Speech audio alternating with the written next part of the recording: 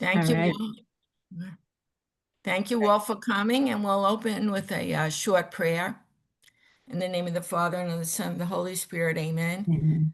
We thank you, Lord, for gathering us all here tonight to share on Ilia Delio's wonderful and insightful article on Is Christianity in Crisis or Transition? We ask you to help us to open our hearts and share the vision that each of us has received from you so that together we can move forward. We ask this through Christ our Lord. Amen. Amen. So basically, we're reflecting tonight on this article from this perspective of each of us. I'll offer some of my own reflections and stop periodically and see if, or you can jump in at any point. In looking at the article myself, I saw mainly a way of sort of looking at it from a triangle of our image of God, as she mentions the importance of our image of God. Secondly, part of the triangle, an image of ourselves as human beings, as she says, and I put it, especially women in the church. And finally, our relationship as church to the natural world, as she says, whatever we thought it was or is. And I first took the triangle change of imaging of God. In other words, my thought is from her, what she's saying too, is looking a little to in the past, how has my image or a general image of God changed? And that gives me hope for as we move into the future, because we've changed a lot. At least in my lifetime, I was looking back at what they say in the beginning. God was viewed generally being in the sky and the earth being a pancake floating in water. And we thought God's job as human beings was up there were some vents, and that when it was God's job, this was the image that they say at that time, was open the vents and the rain would come through. And that was God's main job, as it was seen. He provided rain. And underneath this pancake of water was hell, where the devil lived with the fallen angels. So God was up in the sky with the good angels, and there was bad angels underneath the pancake. And then, of course, we realized that the earth was more than a pancake. We just celebrated Christopher Columbus and how however you view him, he had courage to go across the ocean and find, hey, there's more land over there too. It's not just one pancake. And so now the really ancient image of God too was if you left, for instance, New York, and you moved to New Jersey, you left the God of New York behind you. That was our image of humanity's image of God. You left God behind you and you took on a new God. So if you left New York, for instance, for New Jersey, you left the God of New York behind and you got a new God in New Jersey. Or as they say in the Bible, the Ark of the Covenant was the improvement of this image of God, because God, we have the bringing of the Ark of the Covenant wherever you went. So God went with you. You didn't leave God behind when you went from one location to another. So our image of God changed and we moved along. God went with us. And that was another change. I'm just recalling some of the changes of these images of God from many years ago. So God is with us on earth in our universe, And now we say in the multiverse because we have a telescope or something that went somewhere, and I have a picture of it from the newspaper where it views many universes. So we're now called God is God of the multiverse, the many, many universes out there. And recently we just found out that the night sky for us was good for comets at this particular moment. If you looked outside, you could view the comets. But one commentator said this week that they're viewing two new comets that entered the universe. But there was also another, this is presently, another object that looks like a comet that might not be a comet. It might be, as this person said, an alien entering our universe. They haven't figured it out yet. So now, from my point of view, what do we call, does God love aliens? Of course, God loves even an alien. Remember E.T., that's a great movie of E.T. that was, even the fact that we use the word alien for something different in our universe is an interesting comment. And so, what about stars and God? Well, that's part of our Christian story. The wise men, and they were men, we think, went to visit the Christ child through the guidance of a star. And as we progress in time, we find Galileo viewing the Earth as a planet that goes around the sun and not vice versa. And so the church thought otherwise, and Galileo was put on trial and confined to his home for the rest of his life. And he never saw his daughter again because she was in a cloistered convent and couldn't leave the convent. So basically, these are just some ideas about God that we had, or the church, how the church viewed the world. And I forgot which pope it was. I think it was John Paul, but I know it was rather recently that the church said Galileo, they finally admitted that Galileo was right, that the earth Yes, does I go think you're around. right. Yeah. Yeah.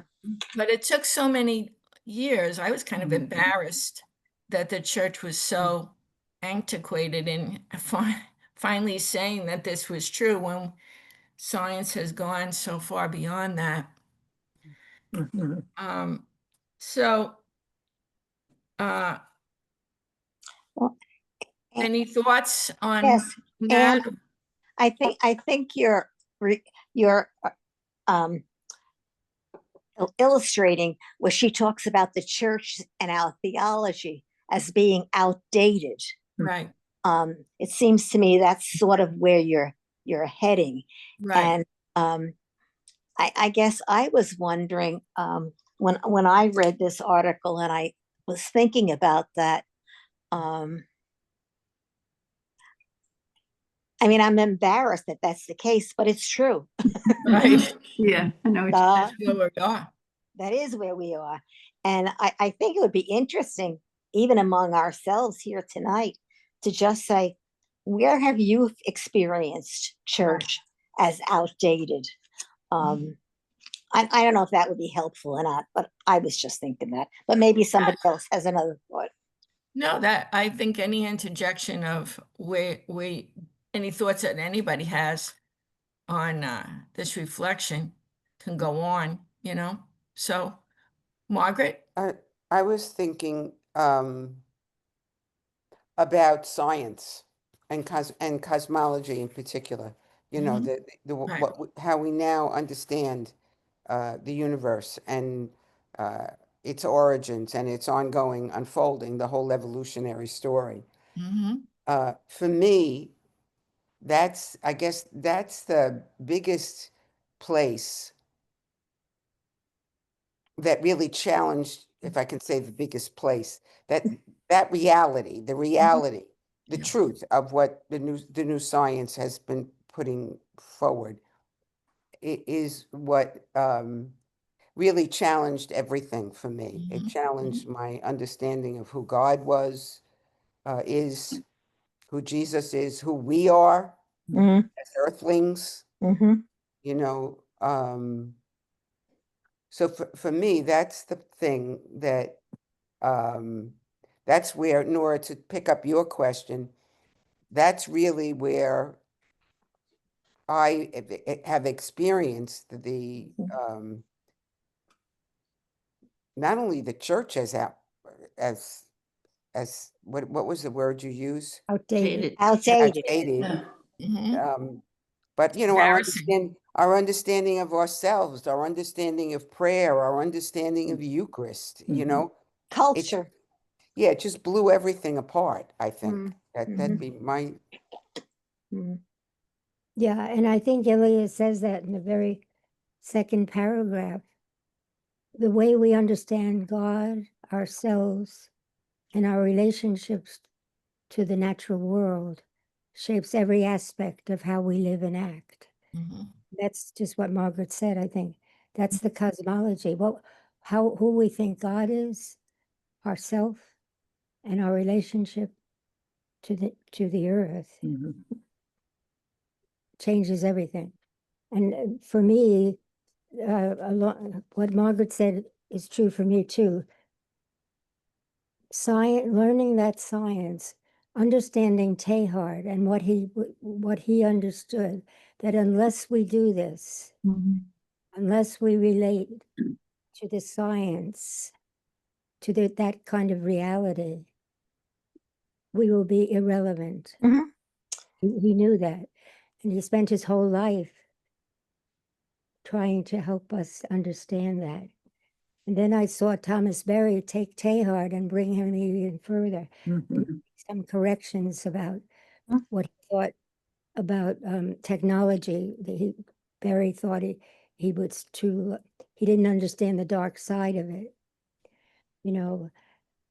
And so, and then Brian Swim entered my life and changed, helped me to understand that that we are the earth, Mhm. that we are the universe, conscious of itself, which is an unbelievable Right. quality. And so, but Ilia, I think she challenges these even further in her understanding of Christianity Mhm. and saying that religion, we talk about history um, as ancient history. Usually, we're talking about the human history as ancient, but history goes back 13 billion years. So Mhm. when you go back that way, and that's what Ilia is doing with Christianity, she's saying that religion, Mhm. very fabric of the evolutionary earth, universe and earth, Mhm. um, which is unbelievable. I mean, I think we could just stop and spend a lifetime trying to understand that in itself. That religion is beyond humanity. It didn't begin with the human, Mhm. with this yearning, uh, what she's saying. So what she's saying is so challenging and so unbelievable. Um, so that question is Christianity in crisis or transition? It definitely is in crisis because unless we come to this deeper understanding of ourself as the earth and universe, religion as we know it will just be totally irrelevant. But if Aren't we already experiencing it? yeah, I'm already there. yeah, Yeah, yeah. yes, Yeah, but well, I part don't, part of yeah, what I find is that as much as I love Ilya and the understanding and the depth of this, it's a very difficult thing to begin to understand if you don't have that background. It's taken me years to get to where I am today. That I can pick up one of Teilhard's books and begin to have the smallest understanding of what it is that he's talking about. And I love Ilia. I particularly love her when she speaks, because I find her easier to understand when she speaks than when she in her books. It is, as we say, if you've been there and you've been on the path with them, it's understandable. And my question is, how do I get other people to understand even the small understanding that I have today of what it means about this universe and about this God and about this total understanding that someone like Teilhard had. I mean, it's mind blowing to begin to understand that. And when she speaks about it, she speaks about it like with the familiarity, like other people get it. And I don't, that's my problem with Ilia. So many people don't get what she's really talking about, because she's kind of ahead of people, if you yeah. I think by doing what we're doing tonight, we're all coming and offering our insight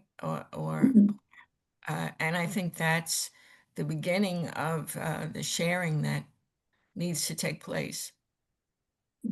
Peggy, I think we have to start, excuse me, with the image of God, part of that triangle. Mhm.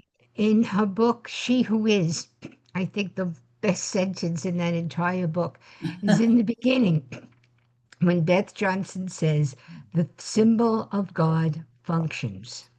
And, it gives us a way of acting. In other words, it gives us a way of acting. And what I liked about this article was that it is very balanced. Mhm. So she talks about what the traditionalists are holding on to. Mhm. And then she talks about what the progressives are holding on to. Yes, yeah. And it's not that one is better than the other. It's like we heard in Encuentro in one of the talks, it has to be both and. Mhm. And so each group has to see the value of the others, because if we don't, I always taught that the transcendence of God is that God is up there, out there. Mhm. And the immanence of God is that God is right here, right now. And we have to keep those two ways of thinking about God together. Mhm.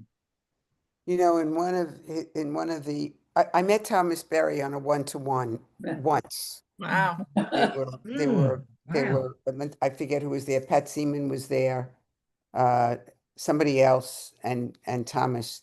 And he said, there's two ways to look at it. From an experiential point of view, you start with the earth, because that's the first thing that, like if you think of a child, that's the way knowledge comes to us, through the senses, all right? But then he flipped it and he said, but then, Anne Marie, just what you said, then the other place is to say, to start from God and work from that perspective. Mhm. Um, but I think that however you get there, and I think, Peggy, the answer is get people outside. Yeah. Get people outside, because once people experience the awe and the sense of awe and wonder in the natural world, what they begin to realize is this God in the little, what did you call it, Anne? A window? Did you call it a window up in heaven where the rain comes? Oh, yeah, vent. No, the vent. Okay. Once they get this sense of wonder and awe, the vent just bursts open. And then the divine, the presence of the divine, the earth becomes saturated with it. There's no place that God isn't, if we can say it that way, Mhm. And that's what I think breaks everything open. that sense of all of a sudden, this God that we thought was up in heaven in the vent or where or wherever we thought he was, wherever we thought he was, all of a sudden we can't put this God in a box anymore. And I think that's the way to break things down. But Margaret, look what's happening. We are inside more and more than ever before. Oh. Children don't go out to play. That's right. That's right. They sit inside and they're on a couch on their little doodads, you know. And they won't even talk to you because they got their machines in front of them. Yeah, but I mean, just take a ride on Southern State Parkway, and you can't help but be in awe. It's just so gorgeous. Yeah, You yeah. know? Yeah, yeah. Oh, You know- one of the things that was wonderful about the pandemic was that people couldn't stay inside because they were going crazy, Yes. and they went outside. And I went outside. Everywhere I went, there were families with kids outside in nature, and I said, "When was the last time this happened?" You know? Yeah, And I do have to say, you know, when I go for a walk in one of our state parks or wherever, I'm impressed that there are families that are yes. and I want it to happen with every family, you know, because yeah, there's no better way, you know, take a walk on the beach, go through the forest, go up the river, you know, with your So kids. is it any wonder that we're in crises? Yeah. Yeah. You know, you talk about the science and the split there, then you talk about the natural world and not being out in that. Is it any wonder that the church isn't the only thing in crisis? Yeah. I'd like to share an experience that happened last Saturday. Part of my volunteer ministry is catechetics, faith formation. There was a little girl who was playing outside. She was in the 3rd grade. And I observed her many times. She has a natural, innate way with insects. And I watched her pick off 4 bumblebees from the flowers and put those bumblebees in her hand and then close her hand. Ugh. None of the bumblebees stung her. Why? The child had an innate affinity towards the energy that was in those bumblebees. And they knew that she was not out to get them, that there was a positive spirit from her. And I looked at that and I said, God is in that. And in a way, that's what my simple understanding of Chardin, that's what Chardin was trying to say, that we have to realize that the Christ is in everything, and that the goodness, that little child had those bees, and not one of them brought meanness or hurt to her. That goodness was there. And so my understanding of God was stretched. Thank you for listening.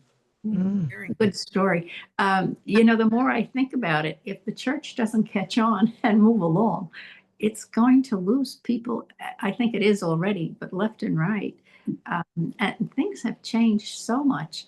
Like I was thinking when, Anne, when you were talking about the 3 kings, well, you know, historically, they were up to 16 kings.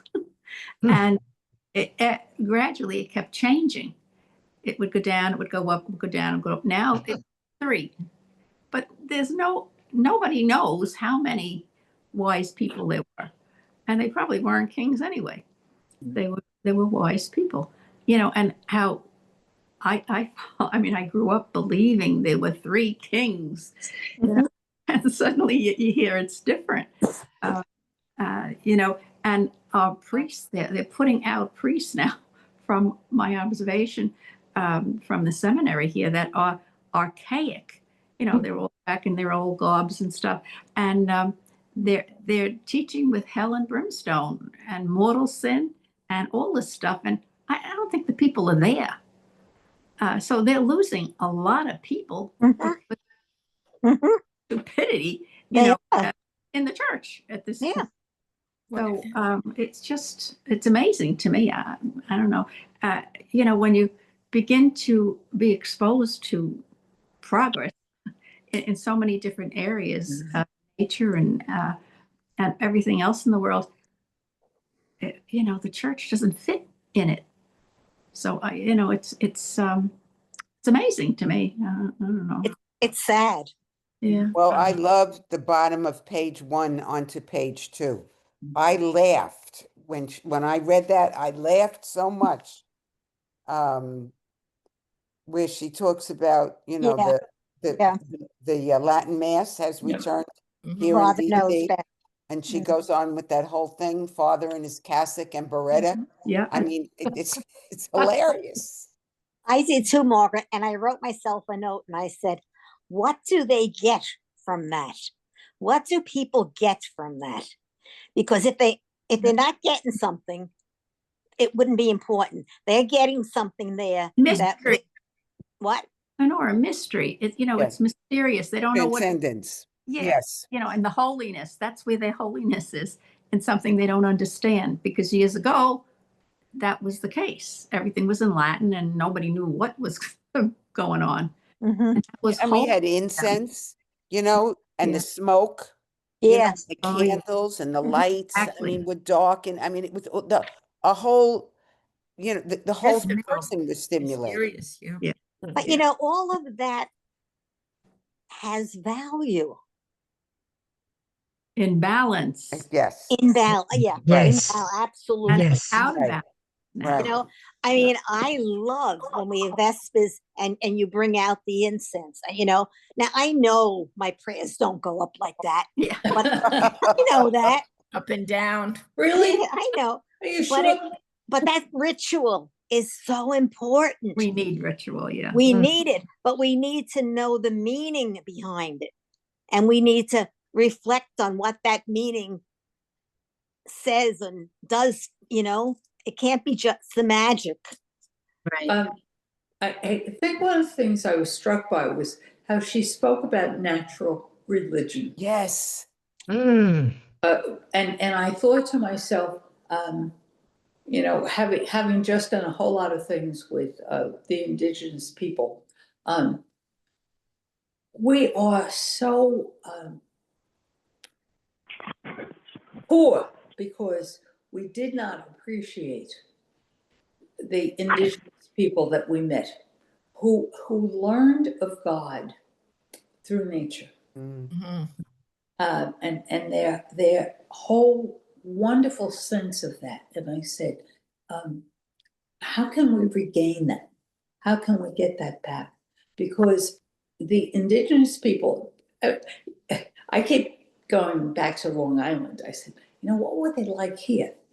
What were they catching? They were being able to go into the water, and they were able to get shellfish, and they made it into wampum, and all of those things. Their religion, in some ways, was so pure and so fundamental to what someone like Teilhard would teach. We called them pagan. Yes. Yeah. Oh, yes, we had to convert them. Right. Yes, absolutely. Yeah. Once I had to go to Singapore, and I was given a retreat to the sisters there. And it's the first time in my life that I was teaching the new story to indigenous people. and their reaction, I'll never forget it. I wanted to weep. I remember one of the sisters saying, wait a minute, this is what we believed all along. And they Absolutely. told us it was a sin, That's Oh, right. and God. we had to let go of it. Oh, how And they made us, honest to God, this is what this woman said, and they made us let go of it. She said, I had people that I was working with burn down a forest to clear the space. So I mean, this whole thing gets crazy. But Crazy. that was a piece of what Ilia was talking about here that I said, the natural religion, Mm, and I think many of us really are there at this point, but the natural religion, that understanding that there's nothing like picking up a, a, a part of the soil in the spring and smelling what it's mhm. like, you know. And so are we crazy when we're talking about Ayo was talking about? Of course not. The indigenous people knew it years ago. yeah. Yeah, they And really still did. suffering, they're still suffering from all the put Oh, downs that we oh, gave them. absolutely. Yeah. I know my niece is a principal in Buffalo, and a lot of the kids come from the reservation. The people that she went and visited, some of the parents, and they was living in huts with dirt floors still. This is our day and age. Yeah. It's hard to believe, but you know, we were part of that, I think, as a group, as a whole. But it's true that the Indians were and are much more in touch with that, I think, than Yeah. Well, I think the way it was talked about in this article, natural religion. I would call it the indigenous people, not only here in the Americas. I think that was that was part of where religion was born, and that's what they say, the innate thing within a person or Mm. humanity is to reach out to the greater whatever being. The way that it was reached out, was for the moon and the sun and the star and the harvest and all of those things, which we're beginning to understand is really very much part of what it's all about. And whether you call it cosmology or whatever you want to call it, what we understand today, which I think is wonderful, is how much greater than the earth we are. We're not earthbound anymore. We are a part of a wonderful universe and beyond our imaginings in that. But when we come down to our own little corner of the world, it's the earth that we have. I would say that probably every one of us on this call is already at a place where we understand the relationship between science and religion, the value of the natural world and the indigenous gift of those people, and we see our church as we know it, and as we are a part of it, as being outdated. So all that being said, we know all that. Let's not waste our time, this valuable time with these people, with us here. How do we live with that and move forward and bring to this universe, our culture, good news and hope? We know all that, and a lot of that is beyond us, and you know, I mean, I'm at the stage where I say now, I'm not going to change them. I'm just going to do what I want to do. I'm just, you know, and yet there's a lot of that that's involved in that old, outdated, irrelevant church that is wonderful and valuable, and I don't want to lose that. I Mm, want to, I want to, Mm. you know, the whole mystical tradition, the whole ritual tradition, all that stuff. I want to hang on to that, sure. but I want to move with the other too. I want the both Mhm. Mhm. and I want to be someone who brings that both and to others. So how do we do that for one another? How do we live with this? How do we not waste our time talking about the same old thing? And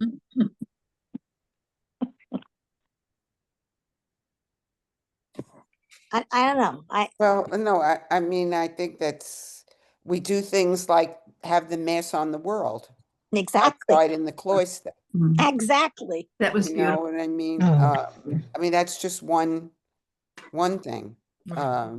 We do things like taking an article like this, which, I mean, nobody gets spared in this article. Everybody gets criticized. The right, the left, the up, Right. the down, Yeah. the liberals, the Yeah. Because conservatives, we you are know all what I mean? involved. It's all Yeah, of us. you know, We can't And point fingers at anybody. yeah, yeah. no, no, I this think, article challenges me. I, ha- I, that's why I think this article is so important.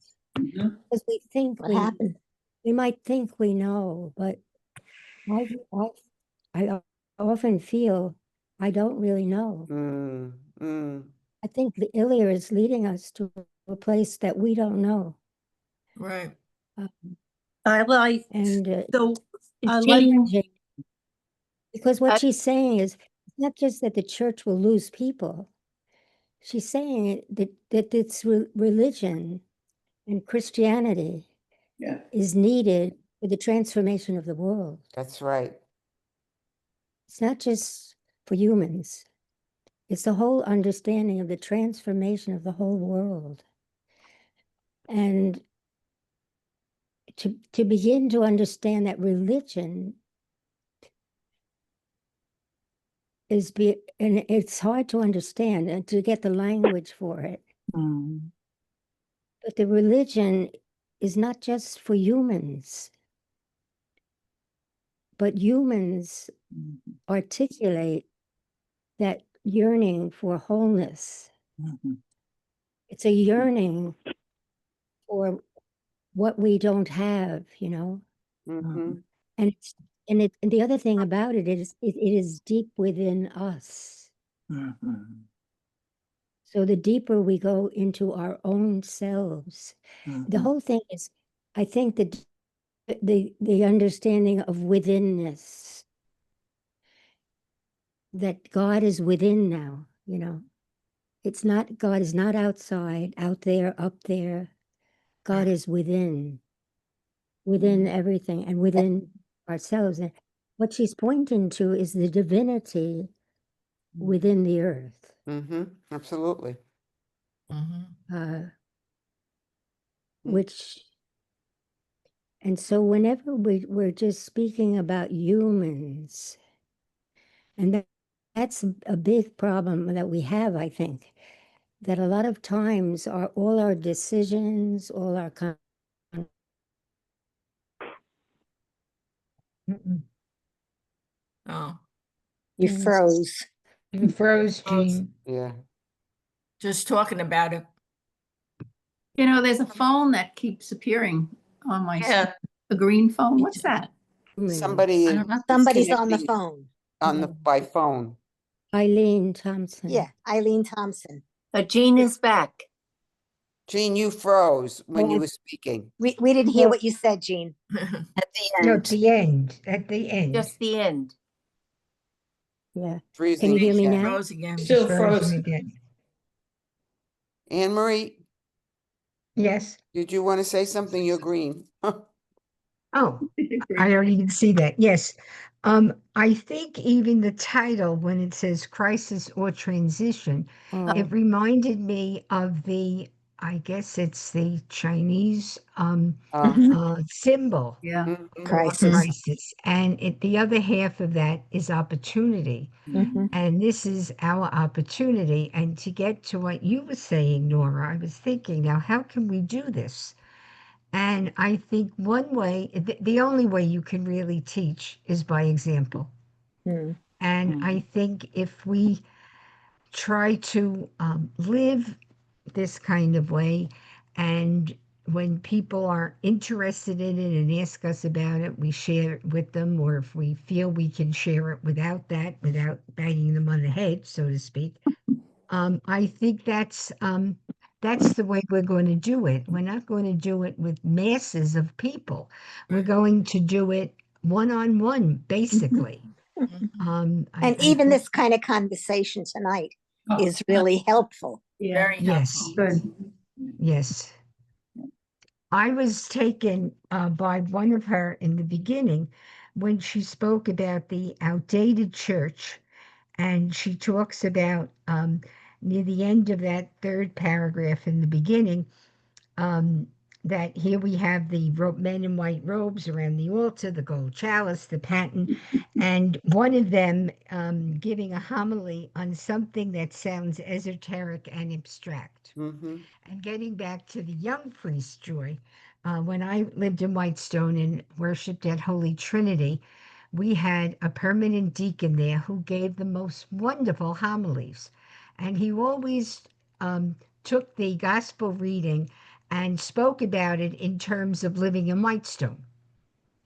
So people were kind of sitting on the edge of their seat because it meant something that they could identify with. And then Excellent. we got a young seminarian to be with us for a couple of months. And he was actually from Poland. So the poor fellow had some type of a language problem to start with. And he gave these theology based homilies that nobody could understand. And people were squirming and looking at their watches and saying, oh, wish this was over soon. And I spoke to the deacon and I said, is there any way you could talk to him? And he said, we've tried, because the pastor was very much in the same vein as the deacon. And he said, he just doesn't get it. He mhm. thinks he has to repeat what he learned in his theology classes without having any connection to anybody in the pew. So we're having a lot of that now, too. Is Jean Clark still on? yep. Yes. Yes. Jean, yes. can you talk? Jean, Can you hear yes. me? Yeah. Jean, the last time you and I spoke, I said to you, Jean, what are you about? And you very graciously introduced me to your activities during the day, that you went down to the Great South Bay and you meditated there with all God's nature. It's in those experiences that my image of God got stretched. And could you say something more about how you perceived divinity within that context of your sitting there and catching the spirit's movements?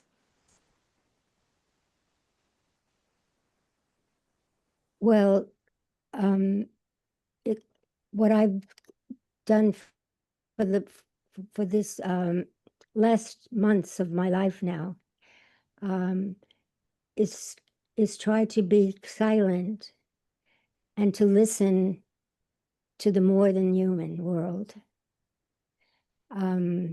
because there's so much noise in the human world and so much wording and so much dialogue or lack of. Oh, she's Mm, Frozen again. yeah. Why does it do that? It's the internet connection. Right. ways. Their internet connection. And we've forgotten Wi-Fi is, yeah, the Jean, internet connection is, yeah, Jean, can you shut off your camera sure. and talk to us, even though we can't see you? We might be able to hear you. Good. Thank Shut you. off your Okay. camera and try that. Now, can you hear me? We can hear Yes. you. Keep talking and see maybe if that helps. Can you Jean? hear me now? Yes, we can hear Yes. you. Okay. Well, yes. Okay. In responding to Alice, what I've been doing for a fairly long time now is trying to be silent and to listen to the more than human. Because I believe that's where the wisdom is. I don't, and Mhm. and so I'm listening to the Great South Bay because I know that I really, in some way, am the Great South Bay. I am my, some people say 70% water. And so I just, and then it's even with the trees the same. And you know, children do this all the time. When people talked about the children, we did those kind of programs at Homecoming Farm. That's what we were teaching the children about. And children do this very when they're very young. They talk to all the animals. Mhm. They talk to everything. I really believe that children are like mystics, and then we educate them out of that. Mhm.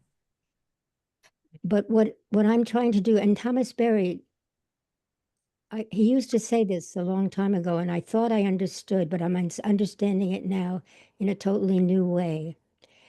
He said we need to become intimate with the earth. Intimate with the earth.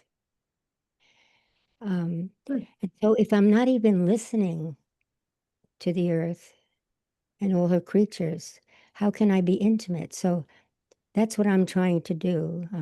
Well, I am doing. I'm not just trying. And I do believe that I'm receiving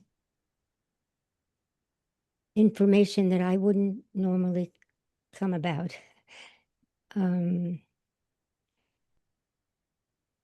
And so I think that's, and when Nora, when you ask us, how do we do this? Mhm.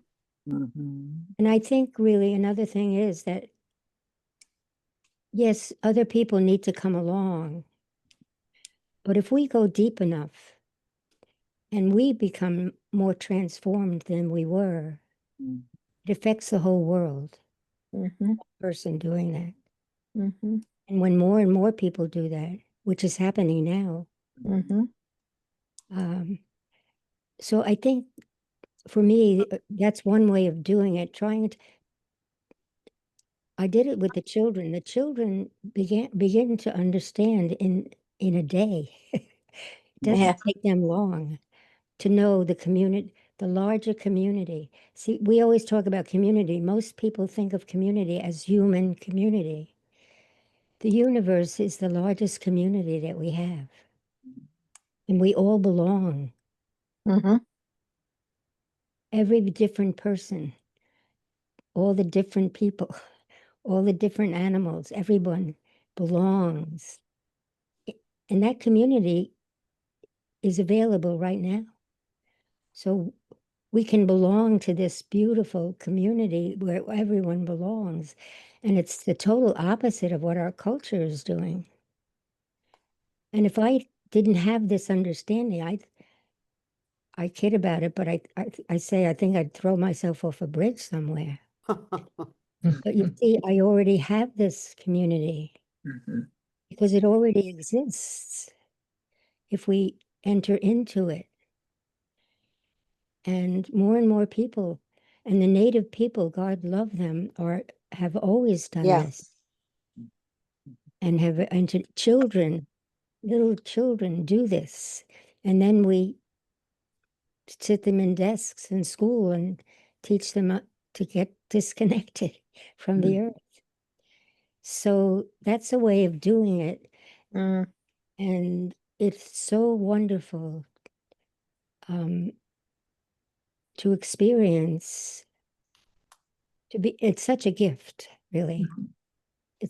I give thanks every day for this gift of being a part of this cosmic reality.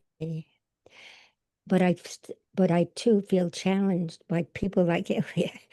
I think her article, I'm very challenged by her article. Mm. Mm. Because she's pointing us to somewhere far in the future. Yeah. We don't even know now when the religion that we know and the church that we know is kind of crumbling, but not the Christ, not Christianity. And so I will keep reading her article and being challenged to think of religion billions of years ago being present and evolving in the earth. But thanks, Alice, for your question. And thank you, Jean, because I don't have the depth of understanding where Christ is in the movement of the energy of our world. I know that Christ is there. Yeah. And that's the transformation in my limited thinking. So I am grateful to you. Could I'm just conscious of Janet Schaefer and Eileen Thompson. They haven't said anything.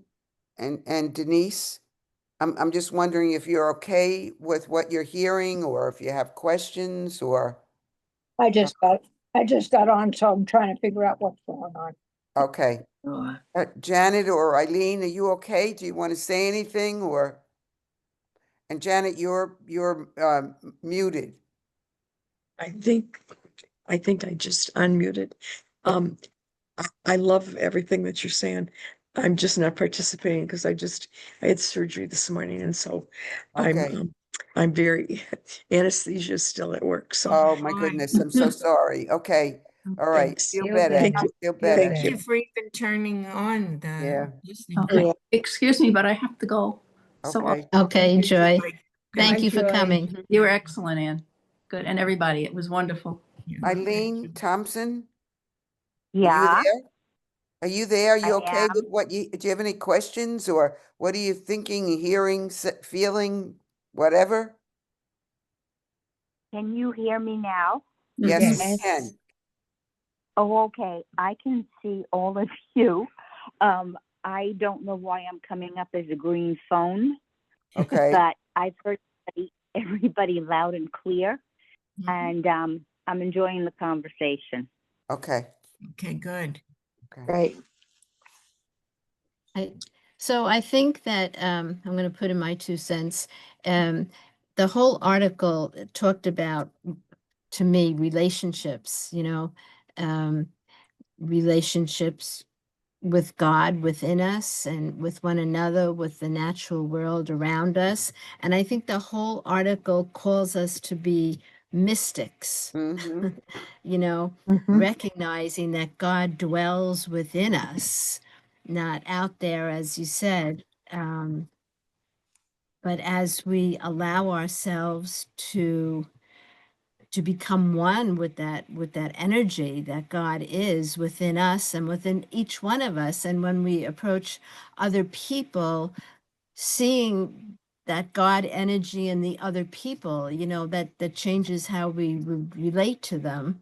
And as you said before, one by one, we're affecting the people around us and the people that we met. I've been doing a lot of reading about Meister Eckhart, his writings and sayings, and everything that I've been reading lately, a little bit of Teilhard, Teresa of Avila, Catherine, that they're all saying the same thing, Yeah. becoming one with Mhm. with God, and realizing that. And like you said, Jean, about the little children, that's how they come into the world. Yeah, yeah. you Yeah. know, little mystics in their own right, Mhm. Yeah. But you know what I think the challenge, what Angela, what you just said, I absolutely affirm. But for me, what the challenge is what I heard Jean say in terms of the relationship to the non-human world. Yeah. And that's where I think I need to stretch my tent a little bit more. And Uh-huh. I don't think I know. I need to. I know that's where I'm being challenged tonight. Mhm. Yes. Yeah. Yeah. So maybe at our next meeting, we need to go outside Right. for a while, but outside with intention Yeah. Mhm. Yes. of listening Yeah. to the Right. life that's in the land in Amityville, Yeah. you know? Mhm. Yeah. Wonder Yeah, how we could because do even that.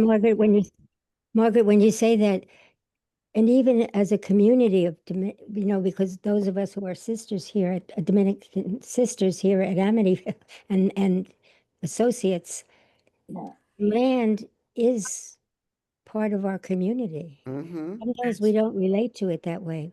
mm-hmm, We relate to it kind of like a natural resource. mm-hmm, Yeah. No, the biggest community at Amityville is the land mm-hmm, Mm. and all the Mhm. creatures that are there. Mm-hmm. mm-hmm. We need to relate to them, Mm-hmm. you know.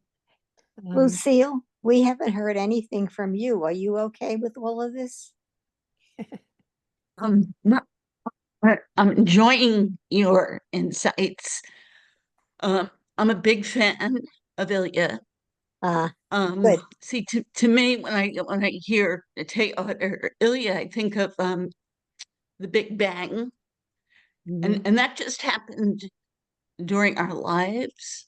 The scientists confirming that.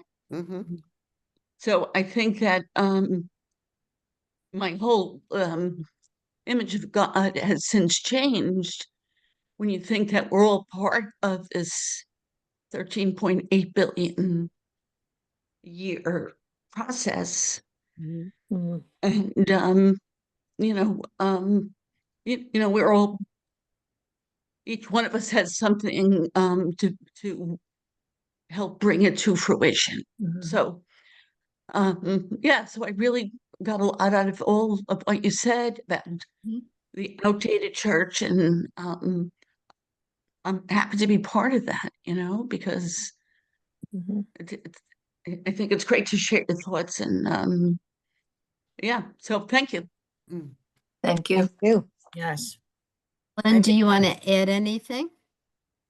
I think the time that we've spent together is also a revelation in a way. We each have a little part or a little speck of the vision, and together we've built tonight another vision together. And even though Carl Reiner said that the church is going to be very countercultural in our century, I think by coming together and sharing, uh, we'll make the world a better place. And even though we'll be like the Anoween, a very small group, our presence and the presence of others um, will be a presence in the world that will add something that wasn't there before. And I think that hope, that word hope, always with the OP in the middle, you know, um, that the OP, and hope, that will bring that hope to the world together, even if it's a tiny piece of the whole part of the celestial multiverses that we're a part of. Mhm. Does anybody else have anything they'd like to add at the end? Ellen wants to Ellen. say something. Yeah. Ellen, you're muted, You're Ellen. muted. Yeah, Okay. There you but go. I've tried to say something. Okay, sorry. It's so interesting, but it's like, it's blowing my mind. When I read the article, I read it a little bit before we met tonight, and I was blown away. I mean, it was beautiful. It was so brutal honesty in there. And one thing that there was two of them. It was the Carl Jung also about the natural religion, and the other thing is where it says the Catholic Mass has become like a McDonald's drive-through. Pick up the food and leave. That's nowadays, that's the masses. They're just, in other words, parishioners feel that if they go to Mass, that's their obligation. They're satisfying. And that's what they're teaching the children. In the indigenous people, religion is in everything, every breath, everything that they do.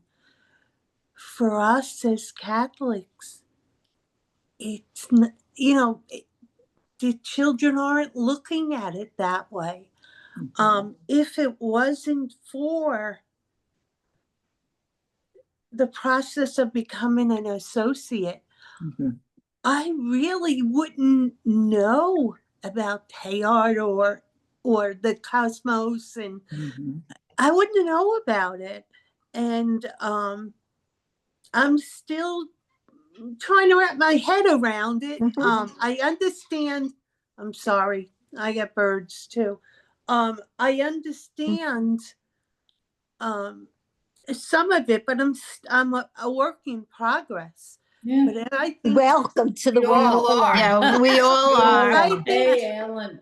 but I You're think all a work in progress. but I think if I'm just learning this the past 2 years, there's a heck of a lot of people out there that don't know it. And that's what I was getting out of when Sister Nora had said, how do we educate them? How do we give it to others? And yes, I know living by example is one thing, but people just have the basic idea because it's what they were taught. They're not taught this new science. I remember when they were going through the new math and how the parents had to learn the new math. Well, I don't think they know about the new science unless they start with the kids, because that's the parents have to learn because the kids need to do it. And if they're helping them with homework, that's how they learn. My opinion. But the article was Mind blown. Yeah, wonderful. one of them said something about the women. If Jesus saw Yeah. what was going on there. And I'm like, oh, this is going to be some article. But yeah, I wonder what he would think now if he saw the Mass as it was, or as it is. I missed the one that was in the cloister garden, but I would love to have Mass outside. Yeah. It's just, it brings on a different meaning of it. You hear the birds, you feel the breezes. It's just. You know what you remind me, or somebody said, there's a woman that I worked with recently at Renew, and she is she's Hindu, I think. I'm not sure what she is. Hindu, Sikh, something. But anyhow, she's a wonderful, wonderful person. And one day at lunch we're talking because it was coming up to this time of the year when they celebrate Diwali. Yeah. Well, You know, I don't know is that how you say it? yes. Yeah. So I said to her, so tell me a little bit more about it. Like, I'm really interested. And she said, well, it's not a religion. It's not a religion. It's a way of life. And I said to myself, wow, that's what Christianity is, a way of life. But we somehow or other have boxed it in. That's a really good observation. Yeah, that's And I like that. Yeah. So you're talking about Hinduism. Yeah. I As a think way of life. I think she's a Hindi. And like she said, like we have many gods. And she said, like the elephant is my god. And so she said, you notice I have an elephant on my desk to remind me. I said, interesting. But it's like, it's not a religion, it's a way of life. Oh, that's how Christianity should be. Yeah. Exactly, Lucille. Yep. Yeah. Like you said, yeah. Well, Yeah, that's why it seems Gandhi like said, a lot of people. Gandhi said, he would be a Christian, but he never saw anybody really following Jesus. Right. We seem highly interested in this topic and in what she's writing. And so that's good feedback, I think, for maybe we programs like this. Follow her articles and do this once a month or something. Have a conversation about what she's writing once a month. Well, it's on her. It's from one of her blog postings. It's from Christogenesis. Yeah. So if you sign up, you'll get the her. Yes, I get it. Yes. Yeah. You get her blog posting. But to have this conversation with Mhm. people like this, it is really helpful because it helps you to clarify your thinking. Yes. And we have more programs coming. We have Barb Harrington, a Dominican Sister of Peace, who's going to be talking about the cosmology of peace. Oh, wow. And then I'm very excited about this. In early December, I don't have my calendar with me, so I don't know the dates. We've got Kathy Duffy. Oh, 2 sessions for Advent. Great. And she's going to be talking about Teilhard's understanding of incarnation as a preparation for Advent. Great. And I've seen the first session. She wrote it up and sent it to me. Yeah. Because we have to, we got to do the advertisement. But it's beautiful. It's absolutely she's beautiful. amazing. Yeah. Sounds good. Very good. Great. Checking the website for the dates and the times and registration, okay? I'd really like this morning that you sent out, set your alarm for 7:55. The only thing I would add is, but put the link on it. Oh, everybody has their own link though. Yeah. One time I sent out the link that I got to a whole bunch of people at once because they never got it, the Zoom link, whatever. And then when they came on to the Zoom, everybody's name was Angela Belso. We had 10 Angela Belsos on the screens.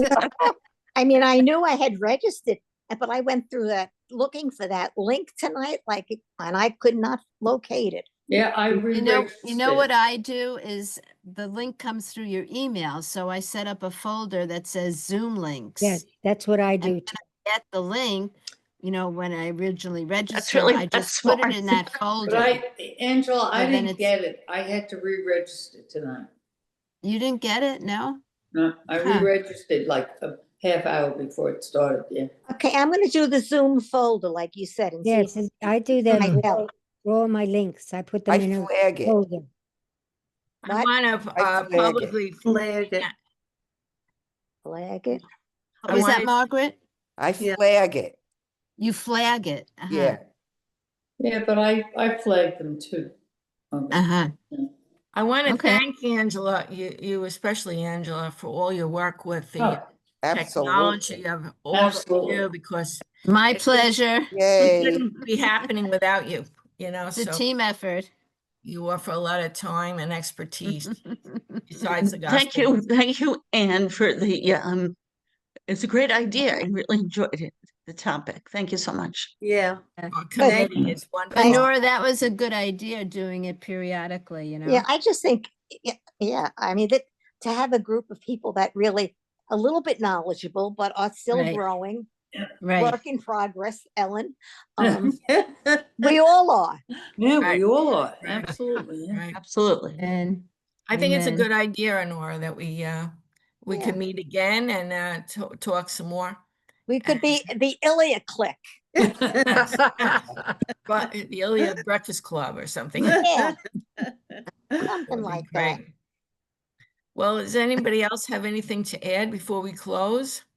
No, I just want to say thank you for this wonderful opportunity. Yeah, Yes. And thank you, Ann, for all your Yeah. preparation too. yes. Well, All you did. Yeah. Amen. we ask God Yes. to bless us as we move on, and we'll reconnect at this wonderful gospel message group through Okay. Ilia. Thank you. Ilia. Have a good Okay, night. thank you. Thank you, everybody. God Good night, bless. everyone. Night. Have a Good good night. week. Night. Good night. Bye-bye. Was this recorded so I could watch it? Yes. Yes. I missed some of it in the beginning.